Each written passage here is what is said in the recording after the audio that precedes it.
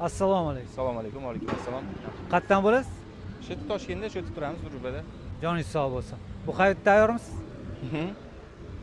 Qarang, savolim. Yosh oila qaysi sinovlardan, qaysi qiyinchiliklardan o'tish kerak? Oila baxtli bo'lish uchun nima deb o'ylaysiz? Oila bu mas'uliyat. Oilaga nima bitta uylandi, yana uylandi, yana uylandi, unaqa emas. Mas'uliyat bilan qarash kerak. Tosh kelsa kemirib, suv kelsa simirib yashash kerak. Masalan, hozir ko'proq muammo bo'layotgani kreditlar, finanslar muammo bo'lyapti. O'sha finans tomonlama masalan, anu deydi, menga mashina olib berdi, menga sen olib bermayapsan deb qilib ketib qolganlari ham bor. Shu narsalar hozir ko'payib ketdi. Hozir o'zida misol uchun oddiy oilaga kelin bo'lib tushgan qizlar misol uchun bittasida ko'rsa, dugonasiga anunga yengi iPhone olib beribdi, chet elga sayohatga olib boribdi yoki yengi mashina olib beribdi degan narsalarni ko'ryapti-da, o'sha o'rtoqlari bilan gapda yoki qanaqadir uchrashuvlarda.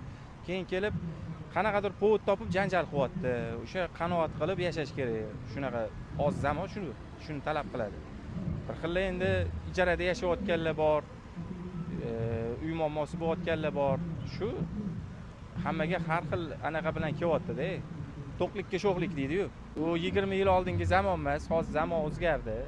Ancha texnologiyalar anaqalar zamon bo'lib ketdi. Shu serialda, Instagramda ko'rayotgan narsalari, havoyi havaslar odamlarni aynityapti. O'sha narsadan keyin buzilib ketyapti-da oilalar deb o'ylayman.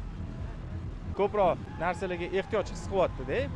Ehtiyoj masalan deganda zaruriyat emas, ehtiyoj havas bu. Uni ehtiyoji bo'lmaydi.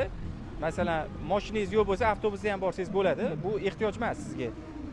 Lekin ehtiyoj deb zarar bo'lgan narsani aytadi. Lekin ehtiyoj bo'lgandan keyin, misol uchun, qanaqadir doriga, lecheniyaga ehtiyoj bo'lishi mumkin.